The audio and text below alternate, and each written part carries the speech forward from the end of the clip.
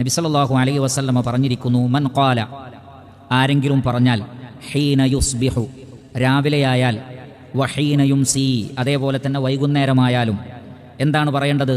സുബ്ഹാനല്ലാഹി വബിഹംദിഹി, സുബ്ഹാനല്ലാഹ്, അല്ലാഹു സുബ്ഹാനഹു വ തആല പരിശുദ്ധനാണ്, വബിഹംദിഹി, സർവസ്തുതികളും അവനാകുന്നു എന്ന് 100 തവണ പറഞ്ഞാൽ എന്താണ് അതുകൊണ്ടുള്ള ഗുണം? ലം യഅതി അഹദുൻ യൗമൽ ഖിയാമത്തി ബിഅഫ്ളല മിമ്മാ ജാഅ ബിഹി, ഖിയാമത്ത് നാളിൽ ഏറ്റവും ശ്രേഷ്ഠമായ പ്രതിഫലവുമായി അയാളാണ് വരിക.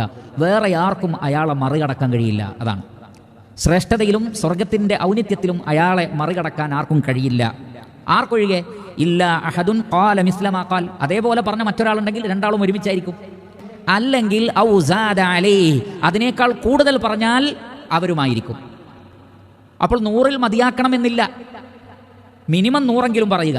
ഖിയാമത്ത് നാളിൽ അവർ ഏറ്റവും ശ്രേഷ്ഠമായ ഒരവസ്ഥയിലായിരിക്കുമെന്ന് റസൂലുള്ളാഹി സ്വല്ലല്ലാഹു അലൈഹി വസല്ലമ പഠിപ്പിച്ചിരിക്കുന്നു. അത് വളരെ കുറഞ്ഞ സമയം മതി, 1.5 മിനിറ്റ്, 1 മിനിറ്റോ അല്ലെങ്കിൽ 1.5 മിനിറ്റോ മതി സുബ്ഹാനല്ലാഹി വബിഹംദി എന്ന് 100 തവണ പറയാൻ. നിങ്ങളൊന്ന് എണ്ണി നോക്കിയിട്ട് മിനിറ്റ് നോക്കൂ. പക്ഷേ അതിൻ്റെ ഫള് എത്രയാണ്? ഇത്രയും ഒരു 1.5 മിനിറ്റ് ഇത് പറയാൻ നമ്മൾ വിട്ടുപോയാൽ അത് ജീവിതത്തിൽ വളരെ വലിയൊരു നഷ്ടമാണ്. മണിക്കൂറുകൾ നമ്മൾ സംസാരിക്കുന്നവരാണ്, മണിക്കൂറുകൾ നമ്മൾ കഥ പറയുന്നവരാണ്, മണിക്കൂറുകൾ സോഷ്യൽ മീഡിയയിൽ ചെലവഴിക്കുന്നവരാണ്. 1.5 മിനിറ്റിൻ്റെ ഏറ്റവും അഫ്ളലായി ദിക്ർ പറയാൻ പറ്റിയിട്ടില്ലെങ്കിൽ വലിയ നഷ്ടമാണ്.